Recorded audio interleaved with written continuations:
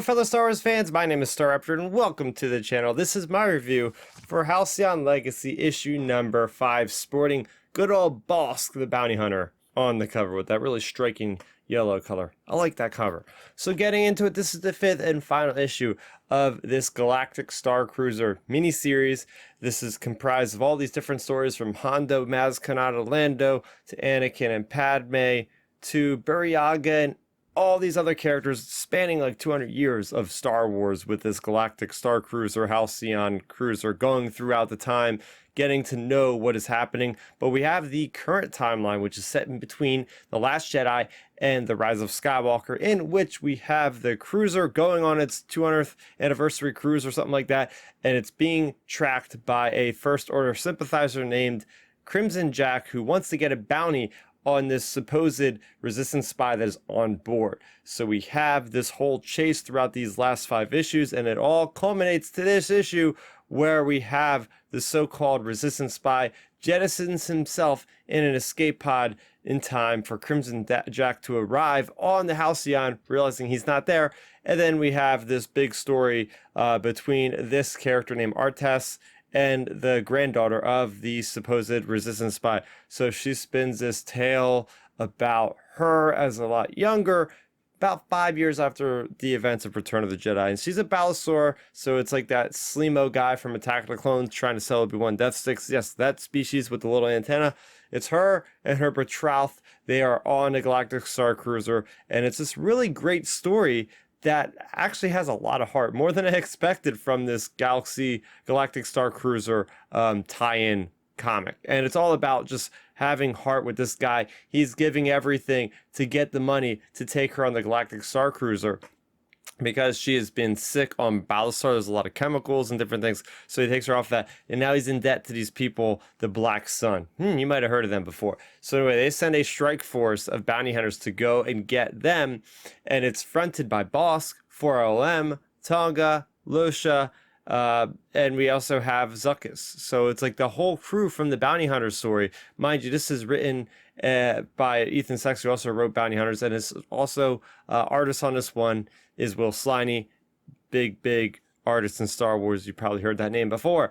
But yes, so it's really cool because they eventually allow them to have that moment to see this comet smashing into this star, which is the whole attraction of why they're going on Galactic Starcruiser. And, well, they take him away, but they do give him that chance before they take him away to the Black Sun to have that moment with, you know, those two together, which is really cool. But then we see that she could have had a chance to kill and save her boyfriend, that she doesn't pull the trigger. Fast forward about 25 years, and she's in a similar situation with Crimson Jack's people on board the Halcyon, causing havoc with the people, and it's because of her actions and what she went through 25 years ago that Artes the Balisor ends up taking a stand and taking out these people. So I thought this was really cool because by the end of this, we have some tie-ins into Galactic Starcruiser. We have the granddaughter of the Resistance spy, supposedly. She was the Resistance spy, not her grandfather, but she was. Kremina was the spy. She goes to this planet that Galactic Starcruiser goes to, finds Vibe Marathi, which you know from Galaxy's Edge.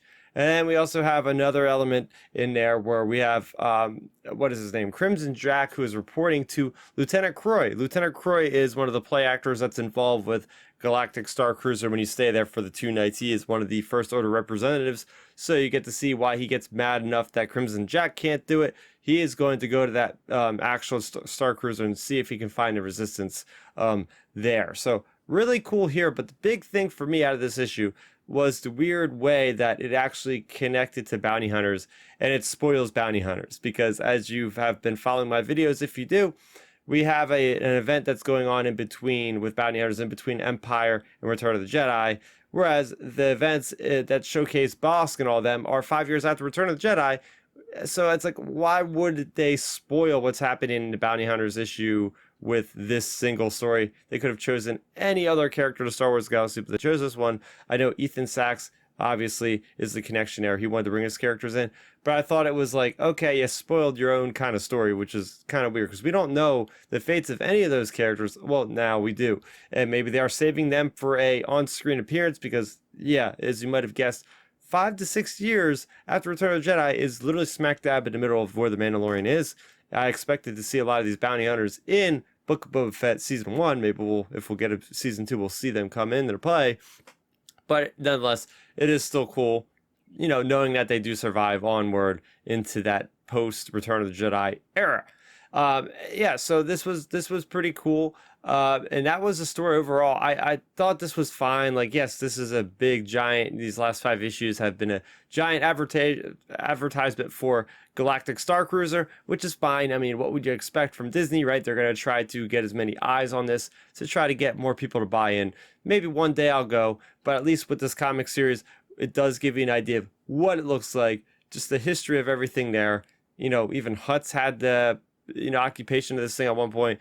The First Order, the Empire, it's been pretty much owned by everybody, every faction at some point in the Star Wars galaxy of the 200-year span of time.